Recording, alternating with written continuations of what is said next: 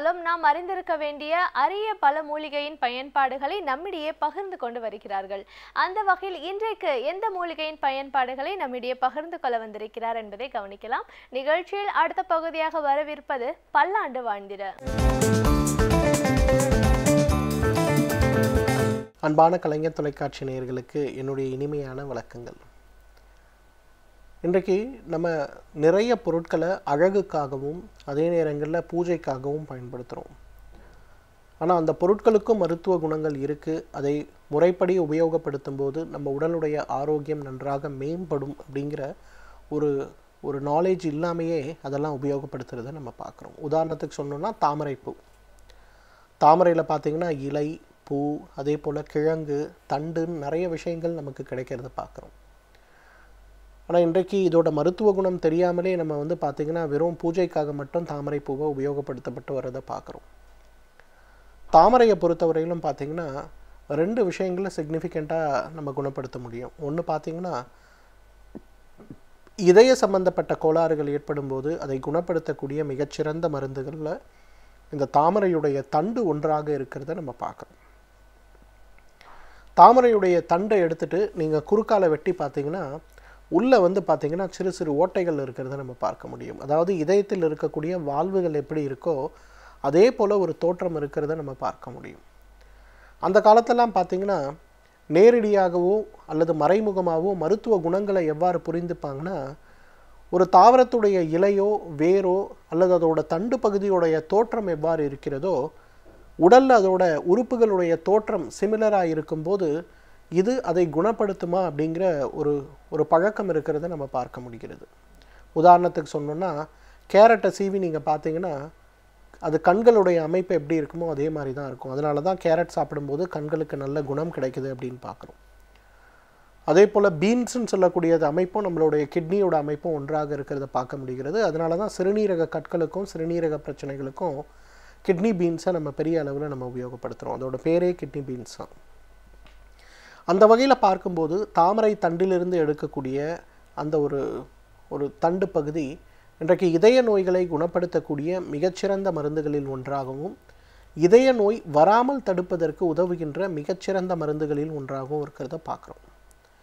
நம்ம ஊரில் தான் அந்த தாமரை தண்டை பெருசாக உணவுக்கு பயன்படுத்துறதில்ல. பட் நீங்கள் சீனா போனாலும், இந்தோனேஷியா போனாலும், மலேசியா போனாலும், தாய்லாந்து இங்கெல்லாம் பார்த்திங்கன்னா அரிசி வடிக்கும் போதே தாமரைத்தண்டு ஒரு 10 பீஸ் எடுத்து அதுக்குள்ளே போட்டு தான் அரிசியை கொதிக்க வச்சு வடித்து தான் அதை உபயோகப்படுத்துறத பார்க்குறோம். நம்ம ஊரில் எப்படி அருகம்புல் சாறு அதே போல் கற்றாழை சாறுலாம் ரொம்ப பிரபலமாக இருக்கும். அங்கெல்லாம் பார்த்திங்கன்னா தாமரை தண்டிலிருந்து எடுக்கக்கூடிய சூப்பு ரொம்ப பிரபலம். சாதாரணமாக தெருக்கடைகளில் போய் நம்ம டீ சாப்பிட்ற மாதிரி தாமரைத்தண்டு சூப்பு கொடுங்கன்னு குடிக்கிற பழக்கம் அங்கெல்லாம் இருக்கிறத நம்ம பார்க்க முடியும். அதனாலவே என்னவோ பார்த்திங்கன்னா தெற்காசிய நாடுகள்லேயே மிக குறைவான இதய சம்பந்தப்பட்ட பாதிப்புகள் உள்ள நாடுகள் அப்படின்னு பார்க்கும்போது மலேசியா, சிங்கப்பூர், அதே போல் கம்போடியாலாம் அதிகமாக இருக்கிறத பார்க்க முடிகிறது.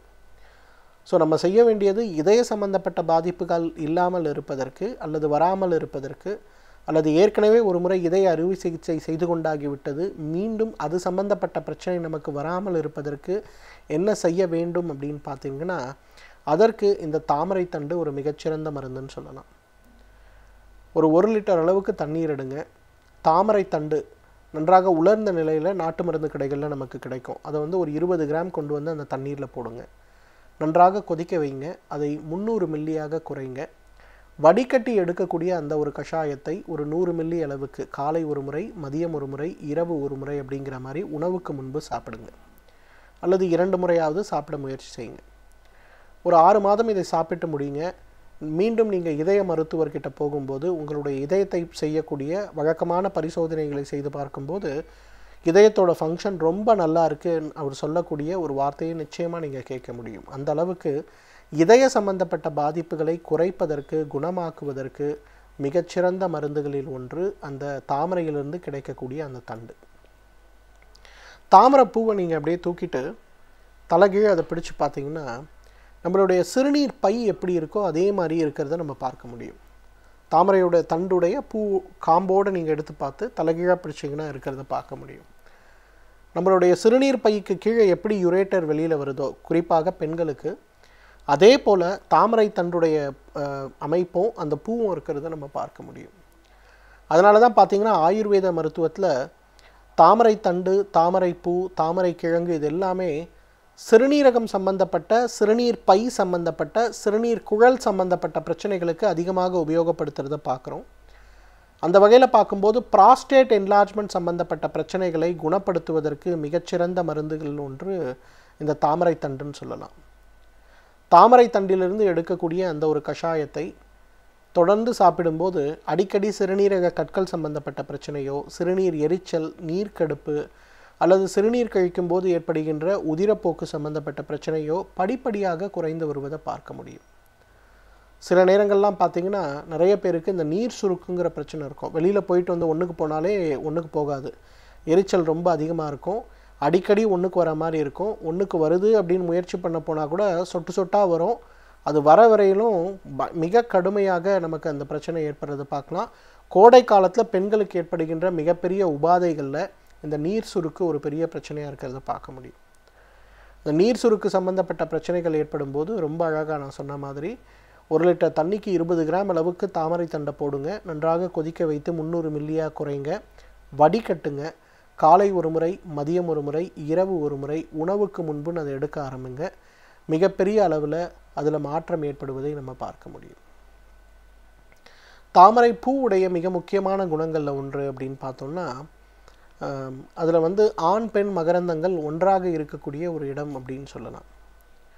பொதுவாக இன்றைக்கு நிறைய பெண்களுக்கு பார்த்திங்கன்னா இயற்கையான முறையில் கருவூட்டல் குறைந்திருக்கிறதையும், நிறைய ஆண்களுக்கு உயிரணுக்களுடைய திறனில் ஒரு மிகப்பெரிய பலவீனம் இருக்கிறதையும் நம்ம பார்க்குறோம்.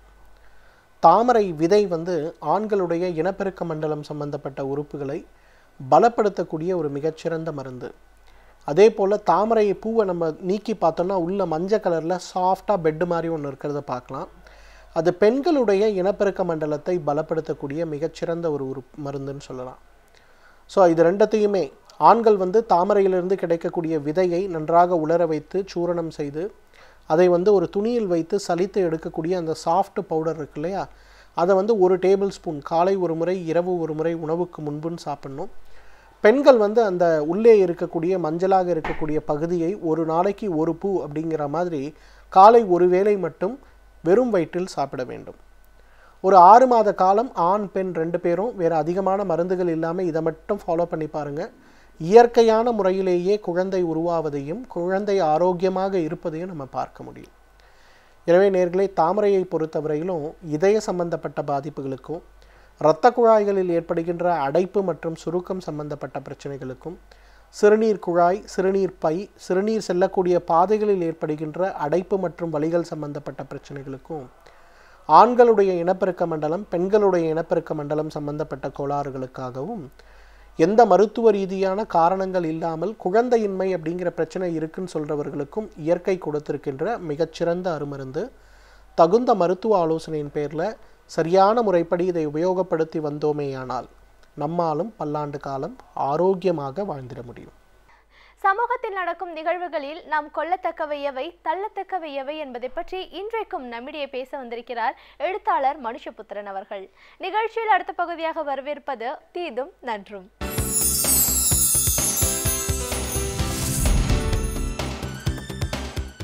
வணக்கம் நண்பர்களே, இன்னும் ஒரு இனிய காலை பொழுதில் தீதும் நன்றும் நிகழ்ச்சியில் உங்களை சந்திப்பதில் மிக்க மகிழ்ச்சி அடைகிறேன். நம்முடைய நாட்டில் நீங்கள் பார்த்தீர்கள் என்று சொன்னால் தொடர்ச்சியாக கருத்து சுதந்திரத்திற்கு எதிரான அல்லது சொல்லக்கூடிய கருத்துக்களுக்கு எதிரான மிகப்பெரிய வன்முறை சார்ந்த குரல்கள் எழுவதை பார்க்க முடிகிறது. அதாவது பொதுவாக சொல்லக்கூடிய ஒரு கருத்துக்கள் கூட திரிக்கப்பட்டு அது ஏதோ ஒரு சமூக பிரிவினருக்கு எதிரானது போல மாற்றப்பட்டு ஒரு மிகப்பெரிய கலவரச் சூழலை உருவாக்கக்கூடிய சூழலை நாம் தொடர்ந்து பார்த்து கொண்டிருக்கிறோம். பல சமயங்களில் மனிதர்கள் நேரடியாக தாக்கப்படுவதும் நடக்கிறது. இது பத்திரிகையாளர்களுக்கு நடக்கிறது, எழுத்தாளர்களுக்கு நடக்கிறது, அரசியல் தலைவர்களுக்கு நடக்கிறது. எல்லோர் மீதும் இப்படிப்பட்ட வன்முறையை தூண்டக்கூடிய இந்த மனோபாவம் என்பது இன்றைக்கு பரவலாகி வருகிறது.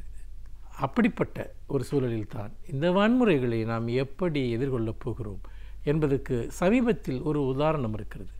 அதாவது விடுதலை சிறுத்தைகள் கட்சியினுடைய தலைவர் தொல் திருமாவளவன் அவர்கள் பாபர் மசூதி இடிக்கப்பட்ட அந்த தருணத்தை ஒட்டி அந்த 25வது ஆண்டு காலம், கடந்த டிசம்பர் 6ஆம் தேதி 25 ஆண்டுகள் நிறைவுற்றன பாபர் மசூதி இடிக்கப்பட்டு.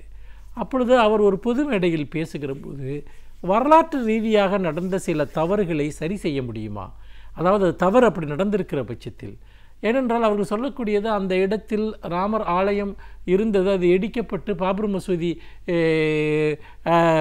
கட்டப்பட்டது, அதைத்தான் நாங்கள் இடித்தோம், மீண்டும் அந்த இடத்தில் நாங்கள் ராமர் ஆலயம் எழுப்புவோம் என்பதுதான் இந்துத்துவ சக்திகளினுடைய ஒரு குரலாக இருக்கிறது. அப்பொழுது ஒரு ஆர்கியூமெண்ட், அதாவது ஒரு விவாதம் வருகிறது. என்னவென்றால், உண்மையில் அப்படி ராமர் ஆலயம் பாபர் மசூதிக்காக இடிக்கப்பட்டிருந்தால் கூட வரலாற்றில் பல சம்பவங்கள் அப்படி நடந்திருக்கின்றன. எல்லா மதங்களுமே அதை செய்திருக்கின்றன. அதாவது சைவம் வைணவத்தின் மீது நடத்திய தாக்குதல்கள், வைணவம் சைவத்தின் மீது நடத்திய தாக்குதல்கள், இது ஒரு வரலாறு. இன்னொன்று பௌத்த மடாலயங்கள். அந்த பௌத்த மடாலயங்கள் அல்லது சமணப்பள்ளிகள், ஒரு காலத்தில் சமணத்திற்கும் சமணம் மற்றும் பௌத்தத்திற்கு எதிராக இங்கு மிகப்பெரிய ஒரு இந்து எழுச்சி என்பது, அதாவது சைவ எழுச்சி என்பது இங்கு ஏற்பட்டது. அப்படி ஏற்பட்ட காலகட்டத்தில் இந்த அரசர்கள் பலர் சமணப்பள்ளிகளையும் அந்த பௌத்த விகாரைகளையும் இடித்துவிட்டு அந்த இடத்தில் கோவில்களை கட்டினார்கள் என்று வரலாற்று குறிப்புகள், இலக்கிய குறிப்புகள் கூறுகின்றன. அந்த வரலாறுகளை நாம் எப்படி சரி செய்ய போகிறோம்? அதேபோல விவாதத்தில் தோற்ற நூற்றுக்கணக்கான ஆயிரக்கணக்கான சமணர்கள் பொது இடத்தில் கழுவில் ஏற்றப்பட்டார்கள் என்று சொல்லப்படுகிறது. அப்படியெல்லாம் பார்க்கிற போது இஸ்லாம் தான் வாள்முனையில் பரப்பப்பட்டது என்று சொன்னால், எல்லா மதங்களுமே ஏதோ ஒரு காலகட்டத்தில் ஆயுதங்களை பயன்படுத்தி இருக்கின்றன. இஸ்லாம் வாள்முனையில் பரப்பப்பட்டது என்று சொன்னால், இங்கு இந்து மதமும் அல்லது சைவமும் கூட கழுமரத்தின் நுனியின் வழியாக பரப்பப்பட்டது என்று நாம் எடுத்துக்கொள்வதா? ஆக வரலாற்று காலகட்டங்களில் நடந்த தவறுகளை எல்லாம் நிகழ்காலத்தில் சரி செய்வது என்பது அல்லது அதை மீண்டும் புதுப்பிப்பது என்று ஆரம்பித்தால், உண்மையிலேயே இங்கு எந்த கோயில்களும் இருக்க முடியாது, எந்த வழிபாட்டு தலங்களும் இருக்க முடியாது. அப்படிப்பட்ட ஒரு வன்முறை சூழல் தான் இங்கு நிலவுகிறதா? திருமாவளவன் அவர்கள் கேட்ட கேள்வி எளிமையான கேள்வி. வரலாற்று ரீதியாக நடந்த சில விஷயங்களை ஏன் நிகழ்காலத்திற்கு கொண்டு வந்து அதன் அடிப்படையில் மோதல்களை உருவாக்க வேண்டும் என்பதுதான். எப்படி பார்த்தாலும் ராமாயணம் என்பது ஒரு புராண கதாபாத்திரமே ஒழிய அது நேரடியான ஒரு அவர்கள் வாழ்ந்த இடத்திற்கான சாட்சியங்கள் எதுவும் கிடையாது. அப்படி இருக்கிற போது பாபர் மசூதி இடிக்கப்பட்டதிலிருந்து இந்தியாவில் எவ்வளவு வன்முறைகள், எவ்வளவு கலவரங்கள், எவ்வளவு உயிரிழப்புகள், இந்துக்களுக்கும் முஸ்லீம்களுக்கும் இடையே ஏற்பட்ட பகையுணர்ச்சி, இன்னொரு விஷயம் சந்தேகங்கள், இஸ்லாமிய சமூகத்தை பற்றி பெரும்பான்மை சமூகத்திற்கு ஏற்பட்ட சந்தேகங்கள், அச்சம், இப்படி எத்தனையோ விஷயங்களை நாம் பார்க்கிற போது வரலாற்று தவறுகளை செய்கிறோம் என்கிற பெயரில் நாம் மீளவே முடியாத மிகப்பெரிய வரலாற்று தவறுகளை மீண்டும் நாம் செய்ய ஆரம்பிக்கிறோம் என்றுதான் நாம் பார்க்க வேண்டியிருக்கிறது.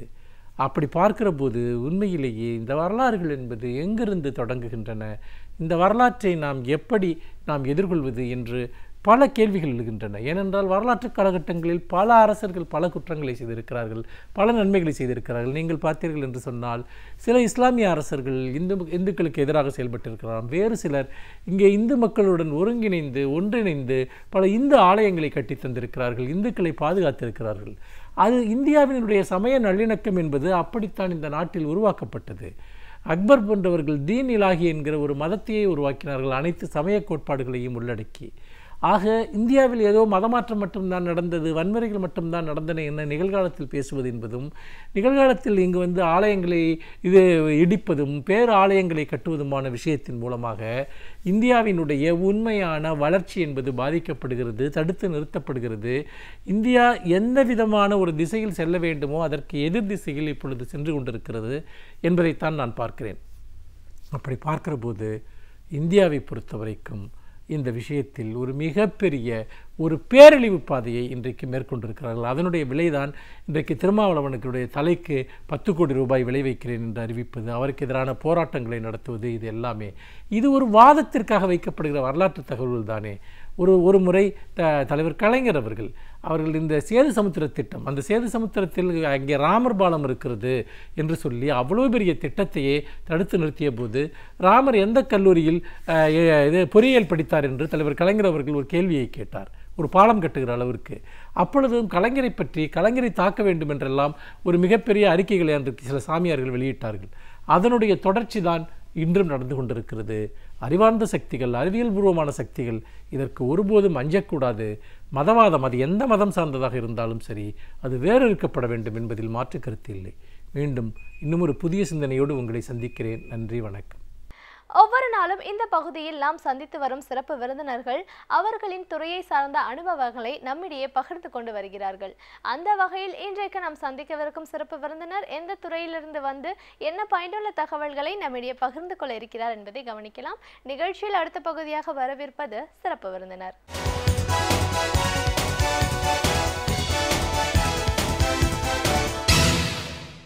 வணக்கம் நேயர்களே, விடியலே வா நிகழ்ச்சியின் சிறப்பு விருந்தினருக்கான நேரம் இது. இன்றைய சிறப்பு விருந்தினர் சேலம் உருக்காலை பாதுகாப்பு கூட்டமைப்பின் ஒருங்கிணைப்பாளர் திரு KP சுரேஷ்குமார். ஒரு கூட்டமைப்போட ஒருங்கிணைப்பாளர் அப்படிங்கிற முறையில் உலகமயமாக்கல், தாராளமயமாக்கல், தனியார் மயமாக்குதல் இந்த மாதிரியான ஒரு கொள்கை முடிவுகள்னால இந்தியாவோட வளர்ச்சி, அதுவும் குறிப்பாக தமிழ்நாடோட வளர்ச்சி, தொழில் வளம் அப்படிங்கிறது எவ்வளோ தூரம் பாதிக்கப்படுது. ஒரு மத்திய அரசாங்கத்தோட கொள்கை முடிவுகளாக பொதுத்துறை நிறுவனங்களை தனியார் மயமாக்கும் போது தமிழ்நாட்டோட அடையாளமாக இருக்கிற சேலம் உருக்காலையோட நிலை என்ன, இதை பாதுகாக்கணும் அப்படிங்கிற முயற்சியில் இந்த கூட்டமைப்பை எப்படி செயல்பட்டு இருக்கு, இப்படி பல விஷயங்களை நம்ம அவர்கிட்ட கேட்டு தெரிஞ்சுக்கலாம். வணக்கம் சார். வணக்கம். சேலம் உருக்காலை பாதுகாப்பு கூட்டமைப்போட ஒருங்கிணைப்பாளராக முதல்ல எங்கள் நிகழ்ச்சிக்கு உங்களை நாங்கள் வரவேற்கிறோம் சார். சேலம் உருக்காலை அப்படிங்கிறது வந்து தமிழ்நாட்டோட ஒரு அடையாளம். கண்டிப்பாக இந்த உருக்காலை உருவானதன் விதம், இதனால் நம்ம நாட்டுக்கு என்ன மாதிரியான ஒரு பொருள் ஈட்டுதல், வளர்ச்சி இதெல்லாம் ஏற்பட்டிருக்கு, எவ்வளோ ஊழியர்கள் இங்கே பணிபுரிகிறாங்க, காலம் காலமாக இந்த நிறுவனம் எவ்வளோ தூரம் சிறப்பாக செயல்பட்டுருக்கு, இப்போ மத்திய அரசாங்கத்தோட கொள்கை முடிவுகள்னால நிறைய பொதுத்துறை நிறுவனங்களை அப்படியே தனியார் மயமாக்கல் அப்படின்ற ஒரு முயற்சியில் இன்னைக்கு ஈடுபட்டு இருக்காங்க. இந்த மாதிரியெல்லாம் ஒரு தனியார் மயமாக்குற ஒரு சூழ்நிலை வரும்போது பாதுகாப்பு அப்படிங்கிறதும் சரி, வளர்ச்சி அப்படிங்கிறதும் எவ்வளோ தூரம் பாதிக்கப்படும், இதுக்கு எதிராக குரல் கொடுக்கணும் அப்படிங்கிற ஒரு நிலையில் மாநில அரசாங்கத்தோட செயல்பாடுகள் கடந்த ஆண்டு காலங்களில் எப்படி இருக்கு, இன்றைக்கு அதோட நிலைப்பாடு என்ன, ஒரு கூட்டமைப்போட ஒருங்கிணைப்பாளராக இதற்கு குரல் கொடுக்கணும் அப்படிங்கிறதுக்கான என்ன மாதிரியான ஒரு முயற்சிகளில் நீங்கள் ஈடுபட்டு இருக்கீங்கன்னு நிறைய விஷயங்களை நம்ம பேச வேண்டியிருக்கு சார். முதல்ல இந்த சேலம் ஸ்டீல் பிளான்ட் இது உருவான விதம் பற்றி சொல்லுங்க. எந்த ஒரு நோக்கத்தில் இப்படிப்பட்ட ஒரு பெரிய நிறுவனம் உருவானது? சேலம் உருக்காலை வந்து பார்த்திங்க அப்படின்னா தமிழர்கள் அனைவரின் கனவு திட்டம். 1970களில் நெய்வேலி நிலக்கரி திட்டம் உருவாகும் பொழுது அன்றைய தலைவர்களாக இருந்த பி. ராமமூர்த்தி, காமராஜர் அவர்கள் இதற்கான மிகப்பெரிய முயற்சிகள் எடுத்தனர். அப்பொழுது உருக்குத்துறை அமைச்சராக இருந்த தமிழகத்தை சேர்ந்த மோகன் குமாரமங்கலம் அவர்கள் பாராளுமன்றத்தில் இது குறித்து குரல் கொடுத்தார். பின்னர் பாரத பிரதமராக இருந்த அம்மையார் இந்திரா காந்தி அவர்கள் முன்னிலையில் அப்பொழுது தமிழக முதல்வராக இருந்த டாக்டர் கலைஞர் அவர்கள் இருவரும் அடிக்கல் நாட்டப்பட்டு துவக்கப்பட்ட திட்டம் தான் இந்த சேலம் உருக்காலை திட்டம். சேலம் உருக்காலை திட்டத்துக்கு பார்த்திங்கன்னா கிட்டத்தட்ட 4000 ஏக்கர், சரியாக சொல்லணும்னா 3970 ஏக்கர் ஆக்கிரமிக்கப்பட்டது. 3003 குடும்பங்கள் வெளியேற்றப்பட்டன. அந்த குடும்பங்கள் எல்லாம் வந்து ஒரு தேசியத்திற்காக, ஒரு தேசிய பொருளாதார வளர்ச்சிக்காகவும், ஒரு தன்னிறைவுக்காகவும் ஒரு கனவு திட்டமாக தான் அந்த நிலத்தை வந்து அந்த நாட்டிற்காக அர்ப்பணித்தார்கள். அன்றைய தினத்தில் வந்து அதற்கான ஒரு இழப்பீடு வந்து ஒரு ஏக்கருக்கு 1200 ரூபாய், 1500 ரூபாய் இவ்வளோ தான் கொடுக்கப்பட்டது. இந்த சூழ்நிலையில் அவங்க மிகப்பெரிய ஒரு கனவோட இந்தியா தன்னிறைவுப்படும், வல்லரசு ஆகும் அப்படிங்கிற பல கனவுகளோடு தான் இன்றைக்கி வழங்கப்பட்ட அந்த ஆலை வந்து சீரழிக்கும் பொழுது அதை பொறுத்து கொள்ள முடியாமல் தான் அங்கே இருக்கக்கூடிய தொழிற்சங்கங்களும் பொதுமக்களும் தமிழகத்தை சேர்ந்த அரசியல் கட்சிகளும் இன்றைக்கி வந்து வெகுண்டு எழுந்திருக்கிறதுக்கு ஒரு முக்கியமான காரணம். பொதுத்துறை நிறுவனங்கள்னு பார்த்திங்க அப்படின்னா மஹலனோபிஸ் மாடல்னு சொல்லுவாங்க. ரஷ்யாவிலிருந்து கொண்டு வரப்பட்ட அந்த ஒரு திட்டம். அந்த அடிப்படையில் வந்து 5 ஆண்டு திட்டங்களில் ஒவ்வொரு மாநிலத்திலும் பொதுத்துறைகளை உருவாக்குவது ஒரு கொள்கையாக வச்சுருந்தாங்க. அன்றைய காலத்தில் இருந்த தேசியவாதிகள்னு சொல்லக்கூட பிரஃபுல்ல சந்திரா ரே எல்லாம் வந்து அவருடைய தனிப்பட்ட பெங்கால் கெமிக்கல்ஸ் லிமிடெடெல்லாம் வந்து பொதுத்துறைக்காக நாட்டுடைமை ஆக்கிறதுக்காக நிறைய நிறுவனங்கள், அவங்களோட நிறுவனங்கள்லாம் கொடுத்து தனியார் நிறுவனத்தெல்லாம் பொதுத்துறை ஆக்கினாங்க. பொதுத்துறையில் வந்து பார்த்திங்கன்னா முக்கியமான விஷயங்கள் பார்த்திங்கன்னா இந்திய வளங்கள் இந்திய மக்களுக்கு சேர்றது, அது ஒரு முக்கியமான விஷயம். அதுக்கப்புறம் சமூக நீதி பாதுகாக்கப்படுகிறது, அப்புறம் பொருளாதார வளர்ச்சி. இந்த ஒரு பிரதானமான அடிப்படையில் தான் பொதுத்துறைகள் ஆரம்பிக்கப்படும். 1991 இந்த LPG policy, liberalisation, globalisation, privatisation policy வரும்பொழுது பொருளாதாரம் நசுக்கப்பட்டது. டிஸ்இன்வெஸ்ட்மெண்ட்டுங்கிற ஒரு கான்செப்ட் கொண்டு வரும்போது பார்த்திங்க அப்படின்னா அது யூரோப்பியன் கான்செப்ட். யூரோப்பியன் கான்செப்டில் அவங்க ஒரு ட்ரெஷரியை, அவங்களோட கருவூலத்தை நிரப்புவதற்கு அந்த டிஸ்இன்வெஸ்ட்மெண்ட்டை பயன்படுத்துனாங்க.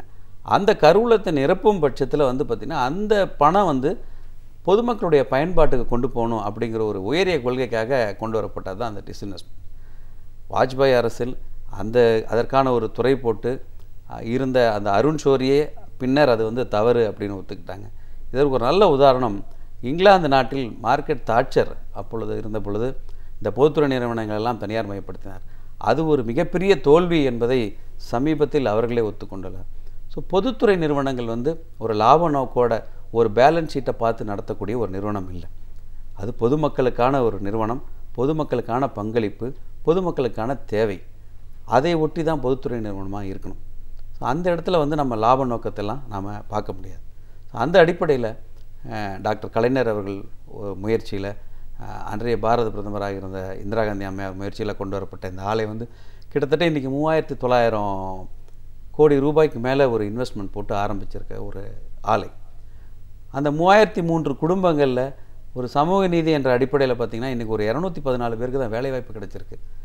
மற்றவர்களுக்கு இன்னும் கிடைக்கல, அவங்களுக்கான நியாயமும் கிடைக்கல. அவர்களுடைய அந்த கண்ணீர் ஈரம் காய்வதற்கு முன்பு அது ஒரு தனியாருக்கு தாரை வார்க்கப்படுவதுங்கிறது ஒரு நீதிக்கு அப்பாற்பட்ட ஒரு விஷயமாக தான் நாங்கள் பார்க்குறோம். சேலம் முருக்காலை பொறுத்தவரையிலும் பார்த்திங்கன்னா சேலம் மாவட்டமே ஒரு கனிம வளம் மிகுந்த மாவட்டம். அங்கே மேக்னசைட் இருக்குது, பாக்சைட் இருக்குது, ஸ்டீல் இருக்குது. கஞ்சமலைக்குன்னு ஒரு வரலாறுன்னு பார்த்திங்கன்னா அப்போ இருந்த அருணாச்சல ஆசாரி அவருடைய அந்த இரும்பு பொருட்களை வந்து அதில் ஒரு கத்தி அதை செய்து அப்போ இருந்த இங்கிலாந்து மகாராணிக்கு பரிசளிச்சிருக்காரு. அது இன்றளவும் லண்டன் மியூசியத்தில் இன்றளவுக்கும் அருணாச்சல ஆசாரியால் அளிக்கப்பட்டது அப்படின்னு சொல்லி பேணி காக்கப்பட்டுக்கிட்ட ஒரு விஷயம். அப்போ இருந்த ஈஸ்ட் இந்தியன் கம்பெனியில் இருந்த ஜோஷுவா மார்ஷல் அவர் கூட பூலாம்பட்டிங்கிற ஒரு இடத்துல வந்து ஒரு சின்ன ஒரு எஃகு ஆலையை நிறுவியிருக்காங்க. ஸோ அந்த கஞ்சமலையில் ஒட்டி அதை பேஸ் பண்ணி ஆரம்பிக்கப்பட்டதான் இந்த சேலம் முருக்காலை. ஸோ அப்போ இருந்த அந்த கனிம வளங்கள் ஏதுவானதாக இல்லை, பிற்காலத்தில் அது பயன்படுத்திக்கலாங்கிற ஒரு ரிவர்ஸ் இன்டகிரேஷன் ப்ராஜெக்டாக தான் சேலம் ஸ்டீல் பிளான்ட் ஆரம்பித்தாங்க. பின்னோக்கி தகவமைப்புக்கும் ஒரு திட்டமாக ஆரம்பித்தாங்க. இன்றைக்கி வந்து அது ஒரு இன்டகிரேட்டட் ஸ்டீல் பிளான்ட் ஒருங்கிணைந்த உருக்காலையாக வளர்ந்து நிற்கும் பொழுது அதை வந்து ஒரு வளர்ந்து ஒரு மரத்தை வந்து வெட்டுவது போல் பார்க்குறோம். கண்டிப்பாக சார். இப்படிப்பட்ட ஒரு வரலாறு இருக்கக்கூடிய சேலம் உருக்காலை பொறுத்த வரைக்கும் இப்போது நாட்டோட வளர்ச்சி, அதோட பொருளாதாரம், அதுக்கெல்லாம் வந்து ஒரு பெரிய நிறுவனங்கள் வந்து முக்கிய பங்களிப்பும் அப்படின்னு நம்ம பேசும்போது சேலம் உருக்காலை அப்படின்ற இந்த ஒரு பொதுத்துறை நிறுவனம் மூலமாக இந்தியாவோட வளர்ச்சியிலையும் பொருளாதாரத்திலையும் எந்த அளவுக்கு ஒரு முக்கிய பங்களிப்பை ஆற்றியிருக்கு? கண்டிப்பாக மேடம். இப்போ பொதுத்துறைகள் வந்து பார்த்திங்கன்னா ஒரு ஆண்டுக்கு கிட்டத்தட்ட 1,50,000 கோடி ரூபாய் வந்து வருவாய் ஈட்டி தருது. 1,00,000 கோடி ரூபாய் வந்து ஈவுத்தொகையாக தருது. அந்த 1,00,000 கோடி தொகையில் வந்து பார்த்திங்கன்னா அரசுக்கு லாபம் மட்டும் 60,000 கோடி லாபமாக போய் சேருது. ஸோ இப்படி வந்து லாபத்தை ஈட்டக்கூடிய ஒரு தன்மையை வாய்ந்தது தான் பொதுத்துறை நிறுவனம். சேலம் உருக்காலை வந்து கடந்த 5 ஆண்டுகளில் வருவாய்ங்கிற முறையில் வந்து 1,200 கோடி அந்த அரசுக்கு கொடுத்துருக்கு. ஒட்டுமொத்த செயல் நிறுவனமும் ஆண்டுக்கு சராசரியாக 825 கோடி ரூபாய் வந்து ஈவுத்தொகையாக கொடுத்துட்ருக்காங்க. ஸோ அரசுக்கு இது மூலமா நிறைய லாபம் தான் கிடச்சிட்ருக்கு. சேலம் உருக்காலை பொறுத்தவரையில் ஒரு தனிப்பட்ட பின்னணி என்னன்னு சொன்னிங்கன்னா, இந்தியாவிலவே அமைக்கப்பட்ட முதல் அரசு ஸ்டெயின்லெஸ் ஸ்டீல் நிறுவனம். இன்றளவும் இயங்கி கொண்டிருக்கக்கூட ஒரே அரசு ஸ்டெயின்லெஸ் ஸ்டீல் நிறுவனம். இதில் நீங்கள் பொருளாதார ரீதியில் பார்க்கணும் அப்படின்னா, இந்த அரசு ஸ்டெயின்லெஸ் ஸ்டீல் நிறுவனத்தை தனியார் மயமாக்கினால் ஒட்டுமொத்த ஸ்டெயின்லெஸ் ஸ்டீல் அந்த தொழிலே வந்து மோனோபோலி ஆயிரும். இப்போது தனியார் வசம் போயிடும். அப்போ தனியார் வசம் போகும்போது தனியார் நிர்ணயிக்கக்கூட விலை, ஸோ பொதுமக்களுக்கான பாதிப்பு, அந்த கொள்முதல் விலை, இதெல்லாம் வந்து ஒரு மிகப்பெரிய வியாபார ரீதியான வந்து சந்தை ரீதியாக ஒரு மிகப்பெரிய சரிவை நோக்கி போகும். இந்திய மக்களின் பயன்பாட்டையும் பாதிப்பதற்கான வாய்ப்பு இருக்குது. ஸ்டெயின்லெஸ் ஸ்டீலை பொறுத்தவரை மிகப்பெரிய இண்டஸ்ட்ரியல் க்ரோத் இருக்குது. இன்றைக்கி இருக்கக்கூடிய போட்டியாளர்களாக இருக்கக்கூடிய நிறுவனங்கள் எல்லாமே வந்து பார்த்திங்கன்னா மிக குறைந்த கூலி கொடுத்து ஒரு பர்மனண்ட் லேபர்ஸ் இல்லாமல் டெம்பரரி ஒர்க்கர்ஸை வச்சுட்டு கொடுத்துட்ருக்காங்க. இப்போ செயில் நிறுவனத்தோட ஆவரேஜ் வேஜ் பில் பார்த்திங்கன்னா 21% என்ன, ஜிண்டால் நிறுவனத்தோட ஆவரேஜ் வேஜ் பில் வந்து 4%. ஒரே அளவு இணையாக உற்பத்தி திறன் கொண்டிருக்கக்கூடிய ஆலையில் இப்படி மாறுபட்ட ஒரு நிலை இருக்க வாய்ப்பில்லை. காரணம் வந்து பார்த்திங்கன்னா அங்கே ஒரு உழைப்பு சுரண்டல் நடந்துகிட்ருக்கு. பொதுத்துறையில் உழைப்பை வந்து பேணி காக்கப்படுது, பொருளாதாரம் பேணி காக்கப்படுது. இந்த மாதிரியான சட்டவிரோத செயல்களுக்கெல்லாம் வழி கொடுக்காமல் நியாயப்படி இயங்கக்கூடிய நிறுவனங்கள் தான் பொதுத்துறை நிறுவனம். அதுதான் எங்களோட வாதமாகவும் இருக்குது. ஓகே, இப்போது பொதுத்துறை நிறுவனங்கள் அப்படின்னு அதெல்லாத்தையும் வந்து தனியார் மயம் கொண்டு போகிறதுக்கான ஒரு முயற்சிகளில் மத்திய அரசாங்கம் வந்து மிக வேகமாக செயல்பட்டு இருக்கிறத பார்க்குறோம்.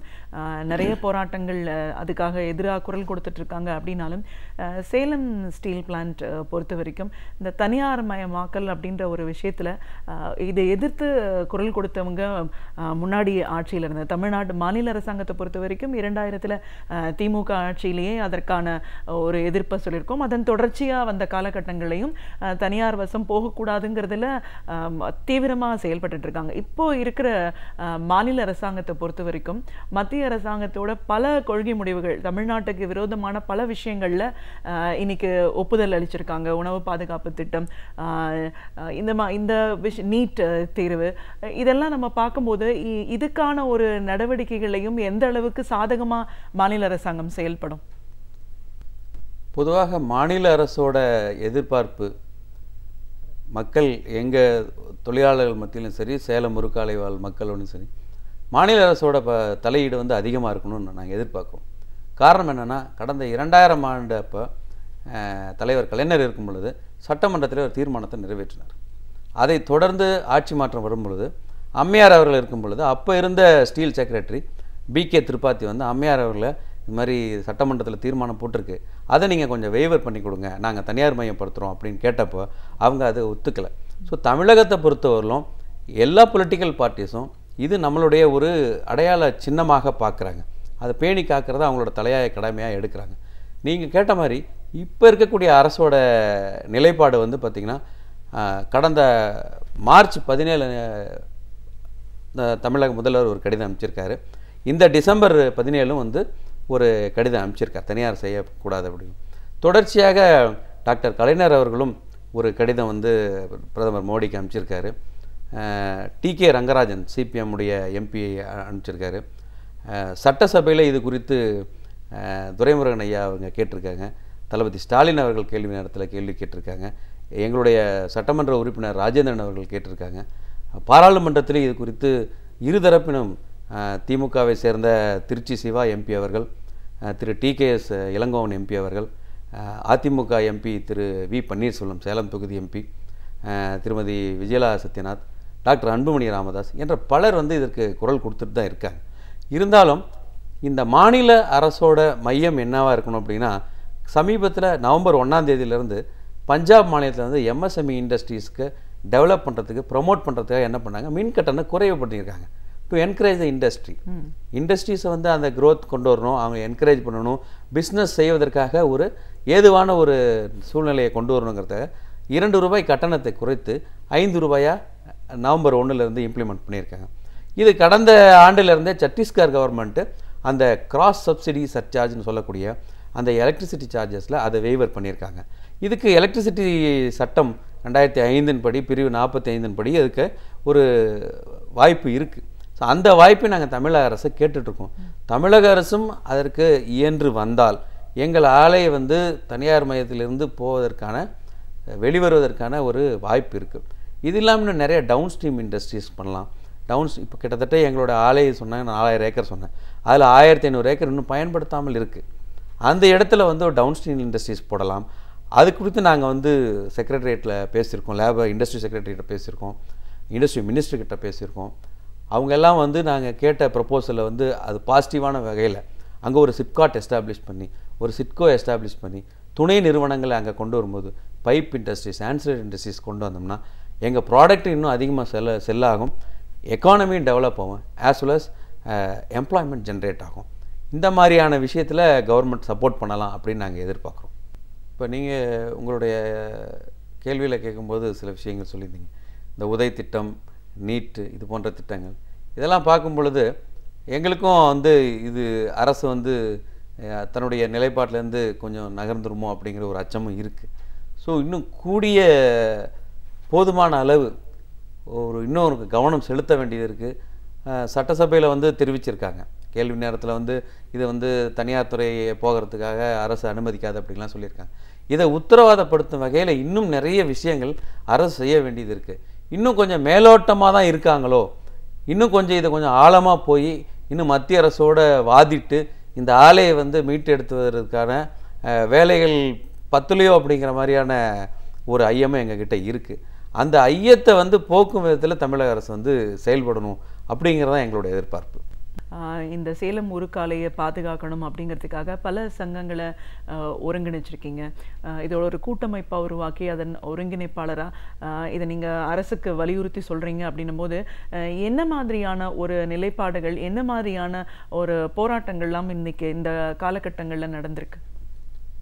இந்த இயக்கம் ஆரம்பித்து கிட்டத்தட்ட 16 மாத காலமாக தொடர்ச்சியாக நாங்கள் போராட்டங்கள் செஞ்சிட்ருக்கோம். குடும்பத்தை இணைத்து, பெண்மணிகள், குழந்தைகள் எல்லாரையும் இணைத்து பல கட்ட போராட்டங்கள் நடத்தியிருக்கோம். ஆகஸ்ட் மாதம் 9ஆம் தேதி பாராளுமன்ற முற்றுகை போராட்டம் டெல்லிக்கு இங்கேருந்து தோழர்கள்லாம் சேர்ந்து கிட்டத்தட்ட ஒரு 2500 உருக்கு தொழிலாளிகளை வந்து அங்கே ஒருங்கிணைச்சு ஒரு பாராளுமன்ற முற்றுகை போராட்டம் நடத்தினோம். அதை தொடர்ந்து அக்டோபர் மாதம் 23ஆம் தேதி ஒரு மாபெரும் மறியலில் ஈடுபட்டு அங்கே வேலை செய்யக்கூடிய பணியாளர்கள் எல்லாரும் கைது செய்யப்பட்டனர். இன்னும் வந்து இந்த பிரச்சனை மீது அரசு ஒரு சுமூக முடிவு வரல அப்படின்னா தொடர்ச்சியான போராட்டங்களுக்கு நாங்கள் கடுமையான போராட்டங்களை நோக்கி நாங்கள் போகிறதா இருக்கும். இப்போ இருக்கக்கூடிய சூழ்நிலையில் அரசு தன்னுடைய நடவடிக்கைகள் எதுவுமே பின்வாங்காமல் போயிட்டே தான் இருக்காங்க. இப்போது குளோபல் டெண்டர் என்று சொல்லக்கூடிய ஒரு சர்வதேச உலக டெண்டர் வெளியிடுவதற்கான ஒரு யோசனை வந்திருக்கு. அது ஓரிரு நாட்களில் வருமோ என எதிர்பார்க்கப்படுகிறது. அப்படி வரும்பொழுது ஒரு வேலை நிறுத்தம், ஒரு பிரம்மாண்டமான ஒரு வேலை நிறுத்தம் நடைபெறும்.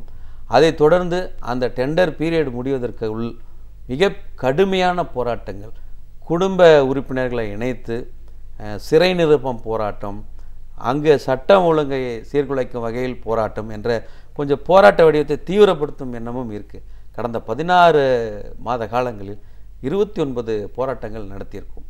இதில் அரசியல் கட்சிகள் எங்களுக்கு ஆதரவு கொடுத்து நிறைய இயக்கங்கள் நடத்தியிருக்காங்க. தமிழகத்தில் இருக்க அனைத்து அரசியல் கட்சிகளும் இதற்கு ஆதரவு தெரிவித்து நிறைய போராட்டங்கள் பண்ணியிருக்காங்க.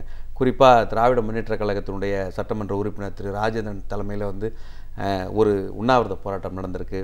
நாம் தமிழர் கட்சியில் பண்ணியிருக்காங்க, மார்க்சிஸ்ட் கம்யூனிஸ்ட் கட்சியில் பண்ணியிருக்காங்க, தமிழ் மாநில காங்கிரஸ் கட்சியில் பண்ணியிருக்காங்க, காங்கிரஸ் கட்சியில் பண்ணியிருக்காங்க. இருக்கக்கூடிய அரசியல் கட்சிகள் எல்லாமே செஞ்சுருக்காங்க. அதிமுக தரப்பில் எந்த இயக்கங்களும் ஏன்னா ஆளுங்கட்சிங்கிற முறையில் அவங்க செய்யலை. நாங்கள் செய்யணும்னு எதிர்பார்க்குறோம். இது தமிழகத்தோட பிரச்சனையாக எடுத்துகிட்டு போகணும், இது தமிழகத்தோடைய மானமடங்கிய ஒரு விஷயமாக பார்க்கணும். ஸோ இன்னும் கூடுதலான ஒரு அழுத்தம் வேணும் அப்படின்னு எதிர்பார்க்குறோம். ரொம்ப நாளாக எங்களுடைய கோரிக்கை வந்து கடந்த முறை கலைஞர் அவர்கள் சட்டசபையில் தீர்மானம் போட்ட மாதிரி இந்த முறையும் சட்டசபையில் தீர்மானம் போட வேண்டும். ஏன்னா கால் அட்டென்ஷன் கொடுக்கும் பொழுது துரைமுருகன் ஐயா வந்து அது கொடுத்துருக்காரு. KR ராமசாமி சட்டமன்ற காங்கிரஸ் தலைவர் அவர்களும் வந்து அது கால் அட்டென்ஷன் கொடுத்துருக்காங்க. ஸோ அது மேலே தமிழக சட்டமன்றத்தில் விவாதித்து கண்டிப்பாக இது தனியார் மையத்தை தடுப்பதற்காக ஒரு தீர்மானம் நிறைவேற்றப்பட வேண்டுங்கிறது எங்களுடைய எதிர்பார்ப்பு. அது அரசு எவ்வளோ முனைப்போடு எடுத்து செல்ல போகிறாங்கன்னு எங்களுக்கு தெரியல. அதே மாதிரி இன்றைக்கி இருக்கக்கூடிய 37 எம்பிக்கள், நான் சொல்கிறது லோயர் ஹவுஸில், அங்கே இருக்கக்கூடிய 37 எம்பிக்களும் வந்து கடந்த காலத்தில் இது நடந்திருக்கு. மதுரை எம்பியாக இருந்த மோகன் அவர்கள் ஒருங்கிணைத்து 39 எம்பிகளும் போய் பிரதமரை சந்தித்து ஒரே மகஜரில் கையெழுத்துட்டுலாம் கடந்த காலங்களில் கொடுத்தாங்க. அந்த ஒரு எதிர்பார்ப்பும் இன்றைக்கி எங்ககிட்ட இருக்குது. ஏன்னா பாராளுமன்றத்தில் அதிகப்படியான ரெப்ரசன்டேஷன் அதிமுக கிட்ட தான் இருக்குது. திமுகவை சேர்ந்த உறுப்பினர்களும் இருக்காங்க. அது தளபதியாரை பொறுத்தவரையிலும் இதே அறிவாலயத்தில் நாங்கள் சந்தித்த பொழுது கண்டிப்பாக TKR அவர்கள் தலைமையில், TK சிலவன் தலைமையில் மிகப்பெரிய ஒரு இயக்கங்கள் நடத்துவதெல்லாம் திட்டமிட்டிருக்கலாம் சொல்லியிருக்காங்க. அந்த எதிர்பார்ப்பு நாங்கள் இப்போ எங்களுடைய எதிர்பார்ப்பை அவங்க பூர்த்தி செய்வாங்கன்னு நம்புகிறோம். அதே மாதிரி அன்புமணி ராமதாஸ் அவர்களும் கேள்வி நேரத்தில் கேட்டிருக்காங்க. அதிமுக எம்பிக்கள் வந்து கேள்வி நேரத்தில் கேட்டாலும் இன்னும் கொஞ்சம் அதிக தீவிரம் காட்டி பிரதமரை சந்திப்பது, மகஜர் அளிப்பது, இது போன்ற விஷயங்கள்லாம் நாங்கள் எதிர்பார்க்குறோம். இதுதான் எங்களுடைய எதிர்பார்ப்பு. கண்டிப்பாக சார். இப்போது இதையெல்லாம் தாண்டி மத்திய அரசாங்கம் பல விஷயங்களில், கொள்கை முடிவுகளில் ரொம்ப தீவிரமாக இறங்கி ஒரு இடத்துலையும் செயல்பட்டுருக்காங்க. மாநில அரசாங்கத்தோட பல விஷயங்களில் இணக்கமாக போகிற ஒரு சூழலில் அவங்களுக்கு சாதகமான சில விஷயங்களுக்கு கையொப்பம் வாங்கக்கூடிய ஒரு சூழல் தான் இன்றைக்கி நிலவிட்டுருக்கு. அதுலேயும் தமிழ்நாட்டை பொறுத்த வரைக்கும் நிறைய விஷயங்கள் இன்றைக்கி அப்படி தான் ஒப்புதல் வாங்கியிருக்காங்கன்ற ஒரு பட்சத்தில் தனியார் மயமாகும்ன்ற ஒரு சூழ்நிலை ஏற்பட்டால் சேலம் உருக்காலை, அங்கே பணிபுரியும் ஊழியர்கள், அங்கே வாழ்கிற ஒரு மக்களோட வாழ்க்கையை எந்த அளவுக்கு இது ஒரு பாதிப்பை ஏற்படுத்தும்? நிச்சயமாக இது ஒரு மிகப்பெரிய ஒரு பாதிப்பை உண்டாக்கும். இன்றைக்கி அங்கே தொழிலாளர்கள்னு பார்த்திங்கன்னா நிரந்தர தொழிலாளர்கள் வந்து பார்த்திங்கன்னா ஒரு 1000 பேர், கான்ட்ராக்ட் தொழிலாளர்கள் ஒரு 1000 பேர். இது இல்லாமல் அந்த சுற்றுப்புற கிராமத்தை வாணிபம் இது போன்ற விஷயங்களை நம்பி ஒரு 3000 குடும்பம், ஒரு 5000 குடும்பத்தை பாதிக்கக்கூடிய ஒரு விஷயம். சமூக பொறுப்புணர்வு திட்டத்தின் கீழ் நாங்கள் அந்த பகுதிகளுக்கு நிறைய வேலைகள்லாம் செஞ்சிட்ருக்கோம். ஸோ இந்த அடிப்படையில் வந்து பார்த்திங்கன்னா நாங்கள் வாங்கக்கூடிய அந்த சம்பளம் அந்த பகுதியில் தான் வந்து ஒரு பொருளாதாரமாக ஒரு சுழற்சியாக வந்துட்டுருக்கு. ஸோ இந்த மணி ஃப்ளோட்டிங் குறையும், அந்த பகுதிக்கான தேவை அந்த அந்த பங்களிப்பு இதெல்லாமே குறைவதற்கான வாய்ப்பு இருக்குது. எங்களுடைய நிலைப்பாடு பார்த்திங்கன்னா தமிழக முதல்வரே அவருடைய கடிதத்தில் தெளிவாக சொல்லிட்டார். சேலம் முறுக்காலை தனியார் மயம் படுத்தும் பட்சத்தில் அங்கு சட்டம் ஒழுங்கு சீர்கெடுவதற்கான வாய்ப்பு இருக்குன்னு அவரோட கடிதத்திலே தெரிவிச்சிட்டாரு. கண்டிப்பாக அதுதான் எங்களோட நிலைப்பாடும். தனியார் மயம் என்ற முடிவு எடுத்தாங்கன்னா அங்கே ஒரு தீவிரமான சட்டம் ஒழுங்கு பிரச்சனை, பொதுமக்களை திரட்டி, நிலம் கொடுத்து பாதிக்கப்பட்ட தொழிலாளர்களை திரட்டி, அங்கே இருக்கக்கூடிய விவசாயிகளை திரட்டி கண்டிப்பாக ஒரு மிகப்பெரிய சட்டம் ஒழுங்கு பிரச்சனை தமிழகமே இந்தியாவே திரும்பி பார்க்கும் வகையில் அங்கு உருவாக்கப்படும் என்பதுதான் எங்களுடைய அடுத்த கட்ட இயக்கமாக இருக்கும். சேலம் உருக்காலை பொறுத்தவரையிலும் பார்த்திங்கன்னா ஒவ்வொரு மனிதனுடைய வாழ்க்கையிலும் அன்றாட பயன்பாட்டில் இருக்குது. எதுக்காக நான் சொல்ல வரேன்னா, சேலம் உருக்காலையோடைய நாணய விலை உற்பத்தி பிரிவில் இருந்து வரக்கூடிய அந்த ₹1 ₹2 நாணயம் இந்தியாவில் இருக்கக்கூடிய அனைத்து குடிமகனுடைய கையில் வந்து புழங்கக்கூடிய ஒரு விஷயம். ஸோ இது இந்தியர்களோடு ஒட்டி இருக்கக்கூடிய ஒரு விஷயமாக பார்க்குறோம். மங்கள்யான், சந்திரயான் இது போன்ற விண்கலங்களில் எங்களுடைய உருக்கு பயன்படுத்தப்பட்டிருக்குது. மிகப்பெரிய திட்டங்கள் இப்போ சமீபத்தில் போன அந்த 104 சேட்டலைட் அடங்கிய அந்த PSLV லான்ச் வெஹிக்கிளில் கூட எங்களுடைய ஸ்டெயின்லெஸ் ஸ்டீல் தான் பயன்படுத்தப்பட்டிருக்கு.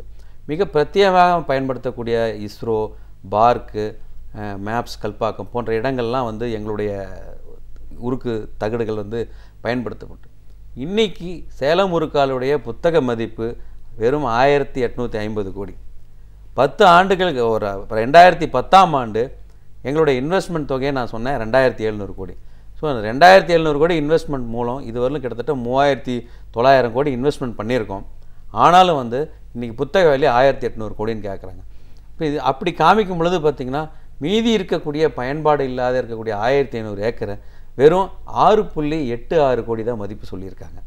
இன்றைக்கி இருக்கக்கூடிய சந்தை மதிப்பில் சாதாரணமாக அந்த பகுதியில் இது 15,000 கோடி மதிப்பு மிக்க ஒரு இடம். வெறும் 6.86 கோடிக்கு யாரோ ஒரு தனிப்பட்ட ஒரு முதலாளிக்கு ஒரு தனி நபருக்கு கொண்டு போய் சேர்க்கிறதுங்கிறது இது இந்திய மக்களுக்கு செய்யக்கூடிய மிகப்பெரிய இழைக்கக்கூடிய ஒரு மிகப்பெரிய ஒரு துரோகம். அதை ஏற்றுக்கொள்ள மாட்டார்கள். ஒன்று. இன்னொன்று சொன்னேன், அங்கே இருக்கக்கூடிய விளைநிலங்கள், அந்த விளைநிலங்களை வந்து பல பகுதிகளில் மேற்கு வங்கத்தில் சிங்கூர் ஆகட்டும், இதே சென்னையில் இருக்கக்கூடிய பகுதியில் கூட இப்போ சமீபத்தில் வந்து நிலத்தை வந்து திருப்பி கொடுத்துருக்காங்க. அந்த மாதிரியான எதிர்பார்ப்புகள், அந்த எதிர்ப்பு, அந்த இயக்கங்கள் தொடர்ச்சியாக நடக்கும். ஏன்னா இப்போ எங்கள் இயக்கங்கள்லேயே அங்கே இருக்கக்கூடிய உழவர்கள்லாம் என்ன பண்ணுறாங்க, ஏர் கலப்பையோடு தான் வந்து எங்களோட இயக்கங்களை நடந்துக்கிறாங்க. இப்படி ஒரு தனியார் மையங்கிறது ஆச்சு அப்படின்னா அந்த பகுதியில் கண்டிப்பாக காலியாக இருக்கக்கூடிய நிலங்களில் விவசாயம் செய்ய துவங்கி விடுவார்கள் என்பது ஒரு ஆணித்தரமான ஒரு முடிவாக இருக்குது அவங்கக்கிட்ட. சேலம் உருக்காலை பாதுகாப்பு கூட்டமைப்போட ஒருங்கிணைப்பாளராக சேலம் உருக்காலை அப்படிங்கிறது எப்போ உருவானது, இதன் நோக்கம் என்ன, இதோட தனி சிறப்புகள் என்ன, ஒரு காலகட்டத்திலையும் இந்தியாவோட வளர்ச்சியிலையும் பொருளாதாரத்திலையும் சேலம் உருக்காலையோட பங்களிப்பு எவ்வளோ தூரம் இருந்திருக்கு, இதை தனியார் மயமாக்கணும் அப்படின்ற ஒரு கொள்கை முடிவை மத்திய அரசாங்கம் எடுக்கும்போது முன்னாடி இருந்த ஆட்சியாளர்கள் இதற்கு எதிராக எவ்வளோ தூரம் குரல் கொடுத்துட்டு இருந்தாங்க, இந்த அடையாளமாக இருக்கிற சேலம் உருக்காலையை தனியார் மயமாக்க கூடாது அப்படிங்கிறதுக்காக நீங்க எவ்வளவு தூரம் பலகட்ட போராட்டங்களை நடத்திருக்கீங்க, அதோட இன்றைய நிலைப்பாடு என்ன, எதிர்காலத்தில் அப்படி ஒரு தனியார் மயம் ஆகுன்ற பட்சத்தில் என்ன மாதிரியான ஒரு நடவடிக்கைகள் வரத்துக்கு ஒரு வாய்ப்பு இருக்கு, ஒரு எச்சரிக்கையா அதை அந்த மக்கள் எவ்வளவு தூரம் வலியுறுத்தி சொல்றாங்கன்னு பல விஷயங்களை எங்களோட நீங்க பகிர்ந்ததுக்கு நன்றி. சேலம் உருக்காலை ஊழியர்களின் உணர்வு மட்டத்தை புரிந்து, அங்கே இருக்கக்கூடிய பகுதிவாழ் மக்களின் உணர்வு மட்டத்தை புரிந்து உலகம் முழுவதும் இந்த விஷயத்தை கொண்டு செல்வதற்காக ஏற்பாடு செய்த இந்த கலைஞர் டிவிக்கு எங்கள் ஊழியர்கள் சார்பாகவும் எங்கள் ஊர் மக்கள் சார்பாகவும் நன்றியை தெரிவித்துக் கொள்கிறேன். நன்றி.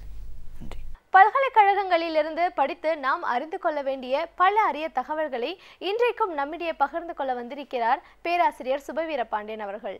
நிகழ்ச்சியில் அடுத்த பகுதியாக வரவிருப்பது ஒன்றை சொல் நன்றி சொல்.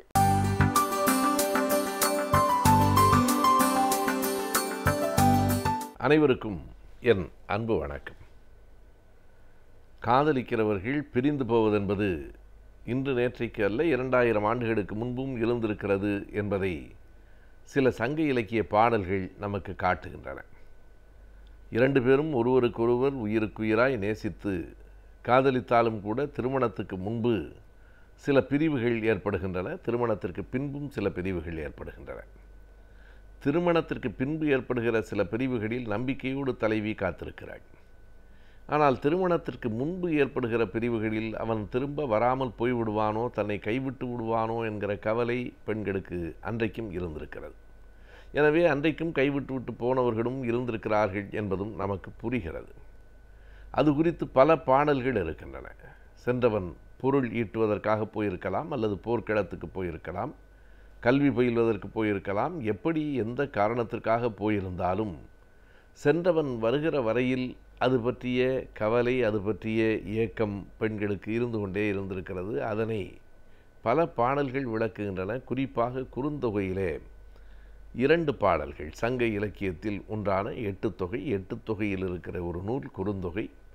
அந்த குறுந்தொகையிலே இளம்பூதனாரினுடைய பாடல் ஒன்றும் கபிலரின் பாடல் ஒன்றும் இப்படிப்பட்ட சூழலில் அந்த தலைவி என்ன சொல்லுகிறாள் என்பதை நமக்கு எடுத்து காட்டுகிறது.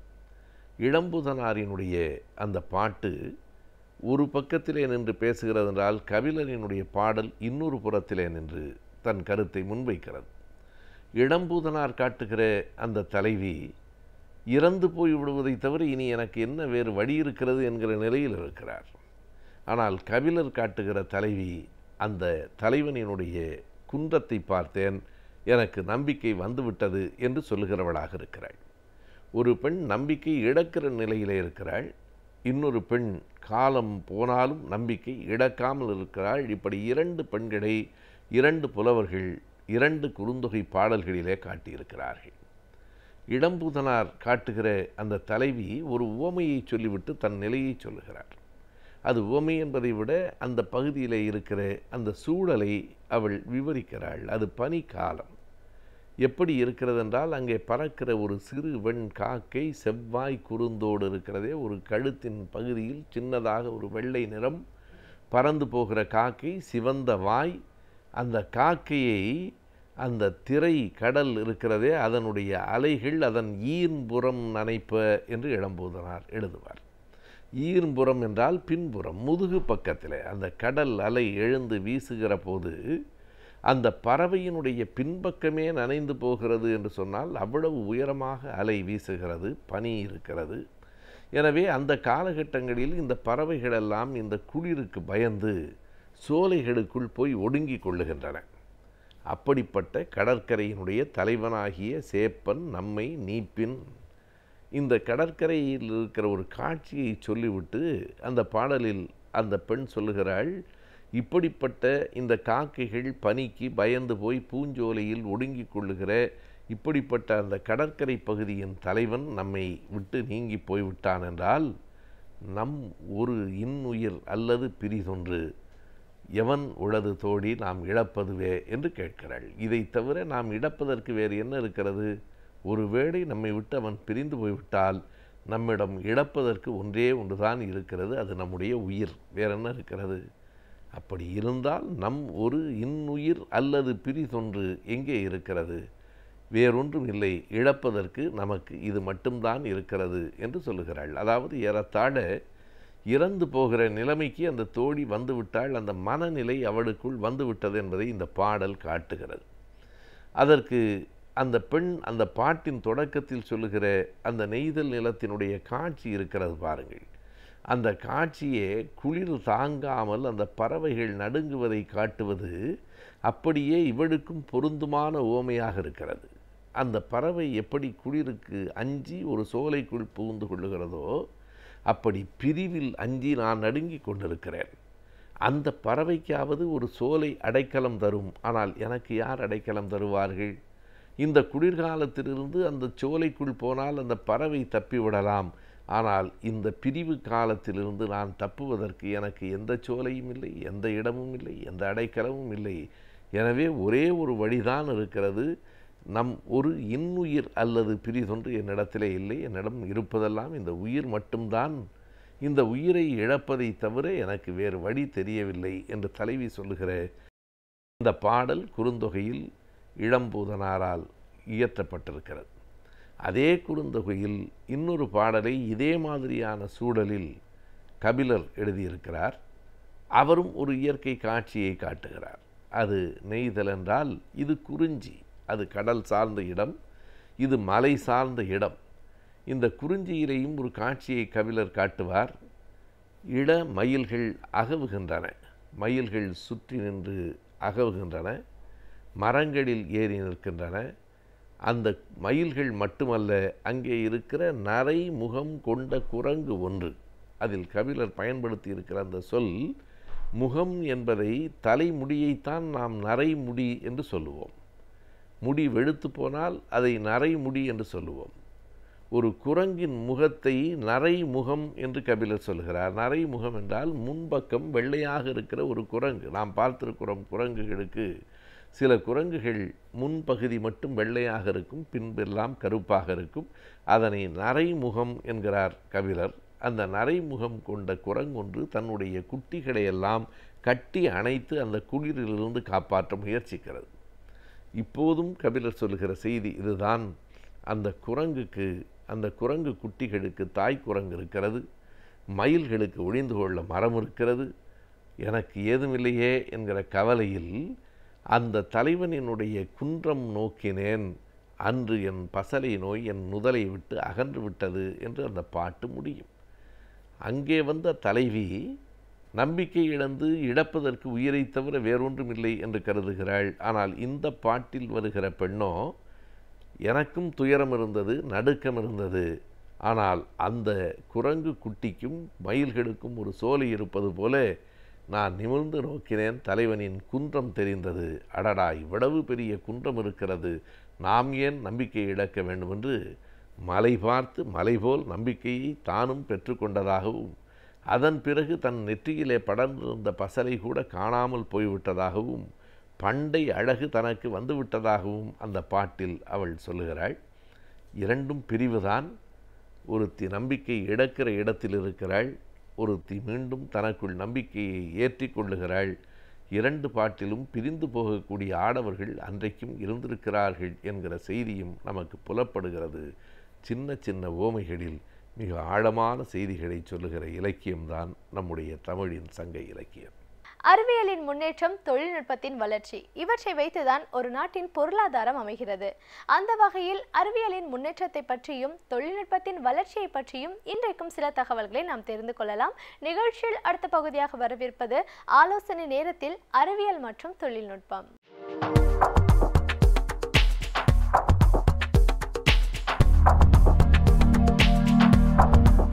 நேயர்களே வணக்கம்.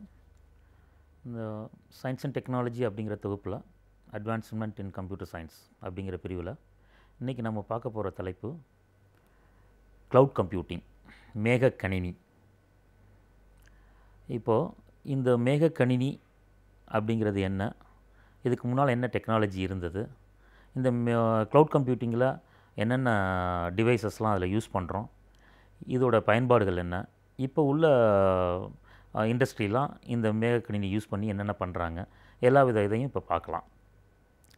இப்போது கிரிட் கம்ப்யூட்டிங் அப்படின்னு ஒன்று இருந்தது க்ளவுடுக்கு முன்னால். அப்போ ஒரு 10 சிஸ்டம் இருக்குது, அதில் 9 சிஸ்டம் வச்சுட்டு, ஒரு சிஸ்டம் சர்வராக வச்சுட்டு, 9 சிஸ்டம் கிளையண்ட்டாக வச்சுட்டு, இங்கேருந்து என்னென்ன டேட்டா ட்ரான்ஸ்மிட் பண்ணுறோமோ, ரிக்வஸ்ட் பண்ணுறோமோ அந்த சர்வர் வந்து ப்ரொவைட் பண்ணுது. இது வந்து ஒரு டிஸ்ட்ரிபியூட்டட் கம்ப்யூட்டிங் மாதிரி யூஸ் பண்ணுறோம்.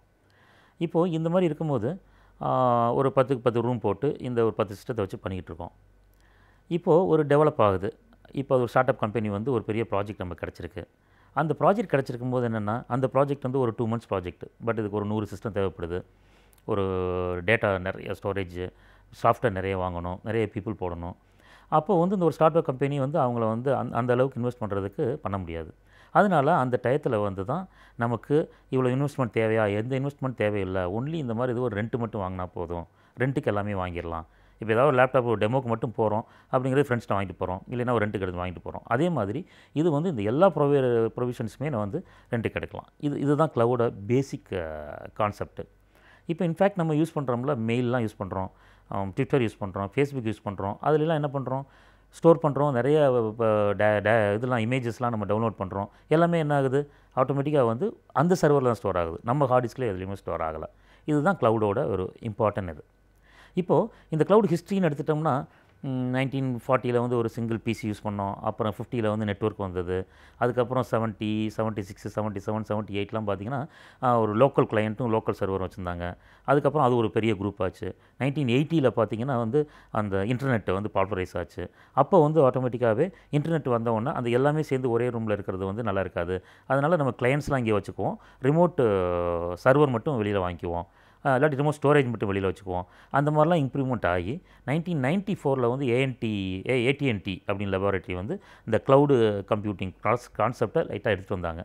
பட் 2000 தான் வந்து க்ளவுட் கம்ப்யூட்டிங் எரா வந்து டெவலப் ஆகி, இப்போ 2013 பார்த்திங்கன்னா $150 மில்லியன் வந்து $150 மில்லியன் வந்து நமக்கு மார்க்கெட் சைஸ்க்கு ஆகிடுச்சு க்ளவுடு. இன்ஃபேக்ட் நம்ம வந்து இப்போ 2020 ஒரு ஐடி பட்ஜெட் இப்போ ஒரு 10%லேருந்து 69% வர ஐடி பட்ஜெட்டுக்கு வந்து அலாட் பண்ணுவாங்க அப்படிங்கிற கான்ஃபிடென்ட்டு இருக்குது. அந்த அளவுக்கு வந்து க்ளவுடு வந்து நமக்கு முக்கியமான பங்கு வகிக்குது.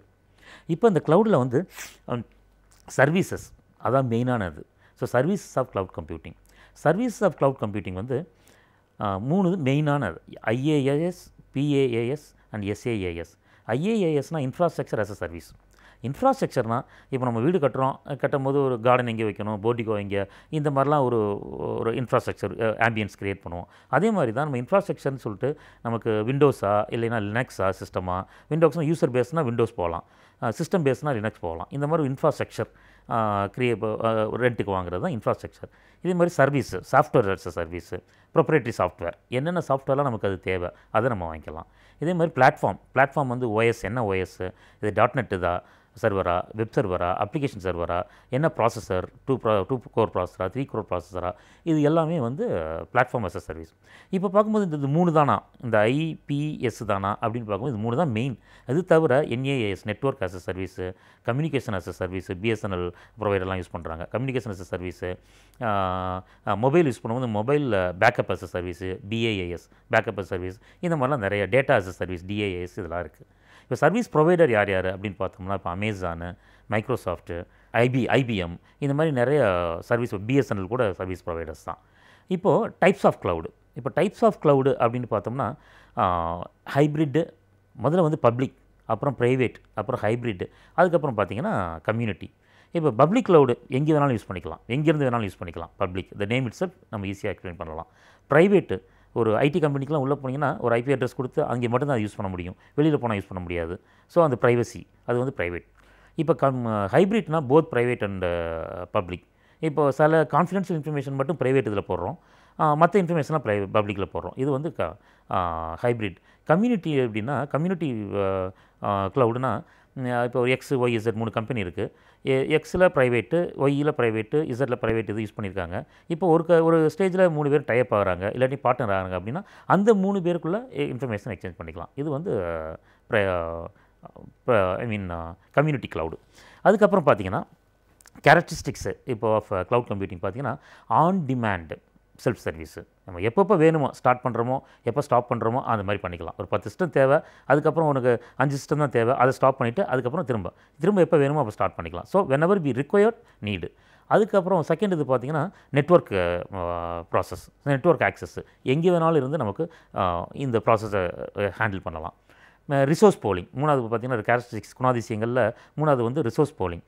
நமக்கு ஒரு 10 MB வாங்கியிருக்கோம், முதல்ல எனக்கு 15 MB தேவைப்படுது, அது மாதிரி நம்ம பூல் பண்ணிக்கலாம் ரிசோர்ஸை. ரேபிட் எலாஸ்டிசிட்டி நாலாவது கேரக்டரிஸ்டிக்ஸு. இது பார்த்தோம்னா எப்படின்னா நமக்கு ஒரு 10 சிஸ்டம் யூஸ் பண்ணுறோம், அதுக்கப்புறம் 50 சிஸ்டம் தேவைப்படுது. அப்படிங்கும்போது நமக்கு அது அந்த ஃப்ளெக்சிபிலிட்டி இருக்கணும். திரும்ப நமக்கு 20 சிஸ்டம் போதும் அடுத்த வாரத்துக்கு அப்படின்னா அதையும் யூஸ் பண்ணுற மாதிரி. லாஸ்ட்டு வந்து மெஷர்மெண்ட் சர்வீஸ். இது எல்லாமே நமக்கு ஹார்ட்வேரு சாஃப்ட்வேரு எல்லாமே கால்குலேட் பண்ணுறதுக்கு உள்ள ஒரு சர்வீசஸ் அதில் தேவைப்படும். எல்லாமே மெஷர்மெண்ட் இருக்கணும். இப்போ க்ளவுட் கம்ப்யூட்டிங் பாங்க, க்ளவுட் ஸ்டோரேஜும் பாங்க. க்ளவுட் கம்ப்யூட்டிங் அப்படின்னா அந்த ஹார்ட்வேரு சாஃப்ட்வேரு மெமரி எல்லாமே கம்ப்ளீட்டாக நம்ம ரெண்ட்டுக்கு வாங்குறது க்ளவுட் கம்ப்யூட்டிங். க்ளவுட் ஸ்டோரேஜ்னால் நமக்கு ரிசோர்ஸஸ்லாம் இங்கே இருக்குது, ஒன்லி ஸ்டோரேஜ் மட்டும்தான். அங்கே போய் ஸ்டோர் மட்டும் பண்ணணும் இன்ஃபர்மேஷனு சர்வரு, பட்டு ரிசோர்ஸ்லாம் நம்மள்கிட்ட இருக்குது. இது வந்து க்ளவுட் கம்ப்யூட்டிங், க்ளவுட் ஸ்டோரேஜ். இது பார்த்திங்கன்னா நமக்கு வந்து க்ளவுட் ஷிஃப்டிங்னு ஒன்று இருக்கும், இல்லாட்டி க்ளவுட் ட்ரான்ஸ்ஃபர். இப்போ நம்ம பிஎஸ்என்எல் யூஸ் பண்ணுறோம், ஏர்டெல் யூஸ் பண்ணுறோம், ஏர்செல் யூஸ் பண்ணுறோம் ஃபோனில், மொபைலில். இப்போ ஒரு சர்வீஸ் நமக்கு சரியில்லை, இன்னொரு சர்வீஸ் மாறணும் அப்படின்னா இதில் கூட அதில் மாறிக்கலாம், நம்பர் மாற்றாமல் கூட மாறிக்கலாம். இது இங்கேயும் வந்து நமக்கு ஒரு சர்வீஸ் அமேசான் வந்து சர்வீஸ் ப்ரொவைடர், இது அந்த கம்பேட்டபிலிட்டி நமக்கு இல்லை அப்படின்னு நினச்சோம்னா நம்ம மைக்ரோசாஃப்ட் போகலாம், இந்த மாதிரி பிஎஸ்என்எல் போகலாம். அட்வான்டேஜஸ் அப்படின்னா பார்த்திங்கன்னா நமக்கு நிறைய அட்வான்டேஜஸ் இதில் இருக்குது. மேஜர் பார்த்தோன்னா இன்வெஸ்ட்மெண்ட் காஸ்ட் வந்து ரொம்ப கம்மி, மெயின்டெனன்ஸ் ஃப்ரீ, ஃபுல்லாகவே நமக்கு எல்லா ஆக்சசரிஸும் கம்ப்ளீட்டாக ரிசோர்ஸ் போலிங் பண்ணிக்கலாம், எவ்வளோ இன்க்ரீஸ் பண்ணிக்கலாம் டிக்ரீஸ் பண்ணிக்கலாம் எல்லாமே. டிஸ்அட்வான்டேஜ் அப்படின்னு பார்த்தோம்னா அந்த எல்லாமே சர்வரை டிபெண்ட் பண்ணியிருக்கு. இன்டர்நெட் கனெக்ஷன்ஸ் ஆல்வேஸ் நமக்கு தேவைப்படும். ஸோ இதில் வந்து மேஜர் அட்வான்டேஜ் ஒன்று வந்து க்ளவுட் ஸ்டோர் ஆகும்போது என்ன ஆகுதுன்னா நம்ம மிரர் இமேஜும் ஸ்டோர் ஆகிடுது. ஸோ ஏதாவது டிசாஸ்டரு, ட்ராபேக் இந்த மாதிரி வரும்போது, நேச்சுரல் டிசீஸ் அந்த மாதிரி நேச்சுரல் டிசாஸ்டர் ஏதாவது வரும்போது அந்த மிரர் இமேஜ்லேருந்து நம்ம எடுத்துக்கலாம். ஸோ நெகட்டிவ்னு பார்த்தீங்கன்னா ஒன்லி திங் அந்த கான்ஸ்டன்ட் கனெக்ஷன், இன்டர்நெட் கனெக்ஷன் வேணும். நமக்கு இந்த ப்ரைவசி செக்யூரிட்டிலாம் முன்னால் டிஸ்அட்வான்டேஜாக இருந்தது, அதெல்லாம் இப்போ வந்து எந்த வித இதுவும் இல்லாமல் நல்ல அட்வான்டேஜாக இருக்குது. இப்போ ஃபைனலாக வந்து இப்போ இவ்வளவு பயன்பாடுகள் இருக்கே நம்ம க்ளவுடில். இப்போ நம்ம கவர்மெண்ட்டு, சென்ட்ரல் கவர்மெண்ட்டு, நம்ம வேர்ல்டில் இதெல்லாம் யூஸ் பண்ணுறாங்களா? நிறையா வந்து இதோட பயன்பாடுகள் இருக்குது. இப்போ டிஜிட்டல் இந்தியா ப்ரோக்ராம் இருக்குது. டிஜிட்டல் இந்தியா ப்ரோக்ராம்லாம் வந்து பார்த்திங்கன்னா அந்த பப்ளிக் யூஸ் பண்ணுறாங்க, பப்ளிக்கில் உள்ள ரிசோர்ஸஸ் எல்லாமே எடுத்து நமக்கு இந்த பப்ளிக், அதாவது பர்சன்ஸுக்கு வந்து கிட்ட கொண்டு வர்றாங்க. அதோட கான்செப்டே அதுதான், அதுக்கு பிஹைண்ட் தட் உள்ள இது. இப்போ அதே மாதிரி எம்பவரிங் சிட்டிசன், கவர்னன்ஸு, இந்த மாதிரி நிறைய கவர்மெண்ட் ரிலேட்டட் இன்ஃபர்மேஷன்ஸ்லாம் இருக்குது. இப்போ பிஎஸ்என்எல்ல எடுத்துக்கிட்டிங்கன்னா பார்த்தீங்கன்னா சிக்ஸ் லேயர் டெக்னாலஜி அப்படின்னு ஒரு கான்செப்ட் இருக்குது. 6 லேயர் டெக்னாலஜினா என்னென்னா 6 கம்பெனிஸோட செக்யூரிட்டி இதை வந்து அவங்க க்ளவுடில் போட்டு ப்ராசஸ் பண்ணுறாங்க. இப்போ ஏதாவது ஒரு செக்யூரிட்டி கூட உங்களுக்கு இதாக ஆகிடுச்சு அப்படின்னா அடுத்த செக்யூரிட்டி வந்து இப்போ மற்ற 5 செக்யூரிட்டிஸ் வந்து அதில் மேனேஜ் பண்ணுற மாதிரி உள்ளது இருக்கும். ஸோ அந்த க்ளவுடு வந்து நமக்கு இன்ஃபேக்ட் இன் ஃப்யூச்சரில் எல்லா இடத்துலையுமே நமக்கு க்ளவுட்லேயே நம்ம ஸ்டோர் பண்ணி நம்மளோட டேட்டாஸ் ஃபுல்லாகவே ஒரு ஸ்டேஜில் அப்படியே ஒரு மேகத்துக்கு கீழே எல்லாருமே இருக்கிறோம் அப்படிங்கிற மாதிரி வர்றதுக்கு வந்து நமக்கு அவ்வளோ ஒரு பயன்பாடு நமக்கு உண்டாக்குது. ஸோ இதுதான் க்ளவுட் கம்ப்யூட்டிங்கோட ஒரு சாராம்சம். வர்ற வாரங்களில் வந்து நம்ம கம்ப்யூட்டர் சயின்ஸ் இன்னும் ஒரு டாபிக், அட்வான்ஸ்டு டாபிக் நம்ம பார்ப்போம். நன்றி. சுற்றுச்சூழலை தூய்மையாக வைத்துக் கொண்டால்தான் நம்முடைய சமூகம் சிறப்பாக அமையும். நம் சுற்றுச்சூழலை எவ்வாறு தூய்மையாக வைத்துக் கொள்ளலாம், மாசுபடுத்தாமல் பாதுகாக்கலாம் என்பதை பற்றி இன்றைக்கும் நம்மிடையே பேச வந்திருக்கிறார் டாக்டர் வின்சென்ட் அவர்கள். நிகழ்ச்சியில் நிறைவு பகுதியாக வரவிருப்பது சுற்றுச்சூழல்.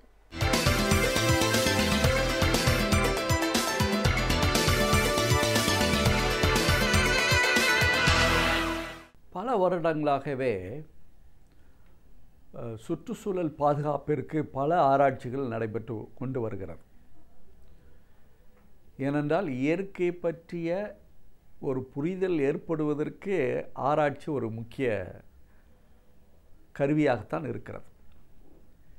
ஏனென்றால் இயற்கையினுடைய மொழிகளை புரிந்து கொள்வதற்கு, அதனுடைய தன்மையை பற்றி தெளிவாக புரிந்து கொள்வதற்கு இன்றைக்கு ஆராய்ச்சிகள் மிகவும் முக்கியமானதாக இருக்கிறது. இன்னும் சொல்ல வேண்டுமென்றால் நம்முடைய அரசு அல்லது நான் கவர்மெண்டல் ஆர்கனைசேஷன் என்று சொல்லப்படுகிற சில பெரிய நிறுவனங்கள் சுற்றுச்சூழல் ஆராய்ச்சிக்கு பல கோடிகளை ஒதுக்கி அதனுடைய பாதுகாப்பிற்கு வித்திடுவதாக இருந்து கொண்டிருக்கிறது. ஆனால் பொதுவாகவே ஒரு திட்டம் தீட்டுகிற ஒரு முறை ஒரு ஆராய்ச்சிக்கு ஒரு பெரிய வழியை வகித்து கொண்டிருக்கிறது. பல நேரங்களில் ஆராய்ச்சி நிறுவனங்கள் தங்களுடைய ஆராய்ச்சிகளை தொடர்ந்து கொள்வதற்கு தேவையான நிதி உதவியை பெறுவதற்கு அரசையும் மற்ற நிறுவனங்களையும் நம்பியிருக்கிறது. ஏனென்றால் இன்றைக்கு ஆராய்ச்சியினுடைய அந்த முழு பயனையும் மக்கள் எடுத்துக்கொள்வதற்கு ஏதுவாக இன்றைக்கு இந்த ஒரு திட்டம் எல்லா நாடுகளிலுமே இருந்து கொண்டிருக்கிறது. ஆனால் அந்த ஆராய்ச்சிக்காக ஒதுக்கப்படுகிற அந்த நிதிகள் ஒவ்வொரு நாட்டிற்கும் மாறுபட்டதாகத்தான் இருக்கிறது. இது சுற்றுச்சூழல் மட்டுமல்ல, ஹெல்த் என்று சொல்லப்படுகிற அந்த சுகாதாரம், இன்னும் சொல்ல வேண்டுமென்றால் நம்ம நாட்டினுடைய இயற்கை வளங்களை பற்றிய ஒரு புரிதலை ஏற்படுத்துவதற்கு இந்த மாதிரி ஆராய்ச்சிகள் இன்றைக்கு நமக்கு வழிவகை செய்து கொண்டிருக்கிறது. ஆனால் குறிப்பாக சுற்றுச்சூழல் பிரச்சனைகளை பற்றி ஆராய்வதற்கு நிதி ஒதுக்குகிற அந்த நிறுவனங்கள் என்னென்ன விஷயங்களை எதிர்பார்க்கிறது? ஏனென்றால் சுற்றுச்சூழல் பாதுகாப்பு பணியில் அறிஞர்கள் மட்டுமல்ல, விஞ்ஞானிகள் மட்டுமல்ல, கல்வி நிறுவனங்கள் மட்டுமல்ல, அரசு சார்பு இல்லாத நிறுவனங்கள் கூட இதில் இன்னும் சொல்ல வேண்டுமென்றால் தனிநபராக கூட அந்த முயற்சியில் ஈடுபடுவதற்கு இன்றைக்கு நிதி உதவி செய்யப்படுகிறது.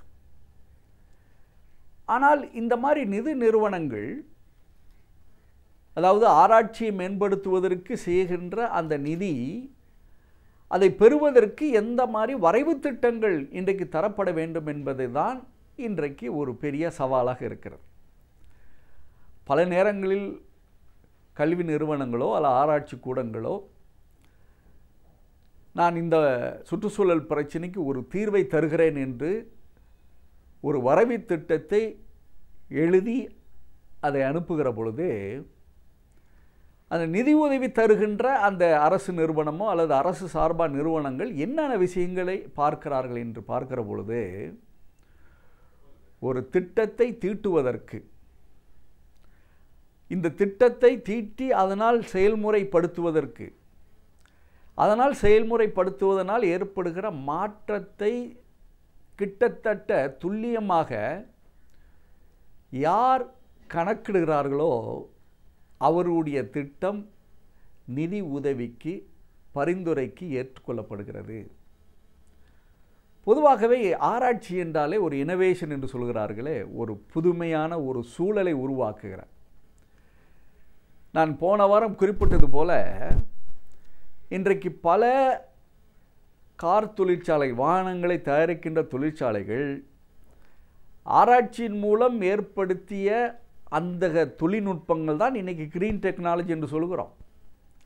இந்த க்ரீன் டெக்னாலஜி, அந்த பசுமை தொழில்நுட்பம் எந்தவாறு உருவாகியது என்றால், இயற்கையை பற்றி ஆராய்ந்து அதன் மேல் ஏற்பட்ட அந்த புரிதலினுடைய காரணமாக அதன் அடிப்படையில் ஒரு வாகனத்தை, இன்னும் சொல்ல வேண்டுமென்றால் சுற்றுச்சூழலை பாதிக்காமல் அந்த வாகனத்தை எவ்வாறு தயாரிக்க வேண்டும் என்று அவர்கள் கொடுக்கின்ற அந்த திட்டத்தினுடைய விளைவாகத்தான் இன்றைக்கு ஒரு மாபெரும் வெற்றியை பெற்றிருக்கிறோம். அதே மாதிரி நாம் பயன்படுத்துகிற பெட்ரோல், டீசல் என்று சொல்கிறோமே, அது எண்ணெய்கள், அதில் அதிகமாக லெட் இருந்ததனுடைய காரணமாக நம்முடைய சுற்றுச்சூழல், நம்முடைய நகரங்கள், கிராமங்கள் அனைத்துமே பெரிய பாதிப்புக்குள்ளாக இருந்தது. ஆனால் இன்றைக்கி நமக்கு கிடைக்கின்ற பெட்ரோல், டீசல் இது போன்ற எண்ணெய்களில் நச்சுத்தன்மை அதிகமாக உள்ள பொருள்கள் கலைந்தெடுக்கப்பட்டிருக்கிறது. அது ஆராய்ச்சியின் மூலம்தான். ஏனென்றால் இந்த மாதிரி பொருள்கள் இல்லாமல் இந்த எண்ணெய்களை பயன்படுத்துவதன் மூலம் ஒரு நல்ல சுற்றுச்சூழலுக்கு நாம் வித்திட்டிருக்கிறோம் என்பது ஒரு வெளிப்படையான ஒரு மாற்றம். அவற்றை சரியாக ஆராய்ந்ததனுடைய விளைவாக இன்றைக்கு சுற்றுச்சூழலுக்கு ஒரு பெரிய மாற்றத்தை ஏற்பட்டிருக்கிறது. இன்னும் சொல்ல வேண்டுமென்றால், இந்த சுற்றுச்சூழல் ஆராய்ச்சிக்கு என்னென்ன பங்களிப்பு தரப்படுகிறது என்று கேட்டால், இயற்கை வாழ்க்கை முறையை ஒரு மனிதன் எவ்வாறு கடைபிடிக்க வேண்டும் என்பதை பற்றியே ஒரு புரிதலை ஏற்படுத்துவதற்காக வேண்டி கூட அரசு நிறுவனங்களோ இல்லை மற்ற நிறுவனங்கள் பல முயற்சிகளை செய்து அதை உருவாக்கியனுடைய காரணமாக இன்றைக்கு பல மாற்றங்கள் உருவாகியிருக்கிறது. ஆனால் தான் ஆராய்ச்சி என்பது ஒரு பெரிய நல்ல மாற்றத்தை உருவாக்குவதற்கு வழிவகை செய்கிற பொழுது அது சுற்றுச்சூழலுக்கும் பொருந்தும் என்பதை அடிப்படையாக வைத்து தான் இன்றைக்கு நிதி உதவி தரப்படுகிறது.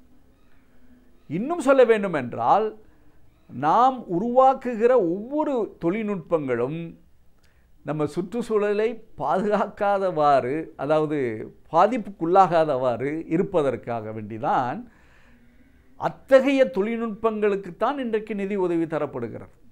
ஏதாவது ஒரு தொழில்நுட்பம் நம்முடைய சுற்றுச்சூழலை பாலடிக்கும் என்ற ஒரு எண்ணம் உருவானாலே நிதி மறுக்கப்படுகிறது. இதெல்லாம் வைத்து பார்க்கிற பொழுது இன்றைக்கு ஆராய்ச்சி மனப்பான்மை, சுற்றுச்சூழல் பாதுகாப்புக்குள்ள ஆராய்ச்சி மனப்பான்மை பள்ளிகளிலிருந்தே உருவாகுகிறது.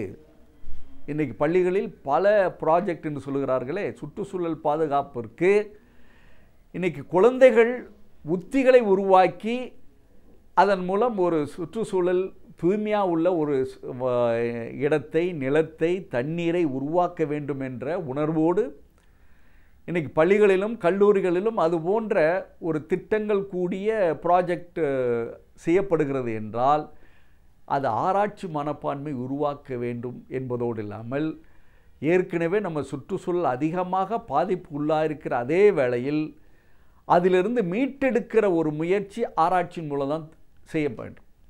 ஆனால் தான் இன்றைக்கு அனைவருமே இன்றைக்கி பெரிய பெரிய பல்கலைக்கழகங்கள் அல்லது ஆராய்ச்சி கூடங்களில் சுற்றுச்சூழல் ஆராய்ச்சிக்காக வேண்டிய, இன்னும் குறிப்பாக சொல்ல வேண்டும் என்றால் சுற்றுச்சூழலுக்கு பயனுடையாக இருக்கக்கூடிய இயந்திரங்களை, ஆயுதங்களை அதிகமாக உற்பத்தி பண்ணக்கூடிய வகையில் இன்றைக்கு சூழல் உருவாகி இருக்கிறது என்பதையெல்லாம் வைத்து பார்க்கிற பொழுது நம்முடைய ஆராய்ச்சிகள் இதுபோன்று துரிதப்படுத்தி நம்முடைய சுற்றுச்சூழலை எளிதாக சுத்தமாக்கக்கூடிய ஒரு சூழலை உருவாக்குகிற பொழுது இந்த மாதிரி ஆராய்ச்சிகள் நமக்கு பயனுள்ளதாக இருக்கும்.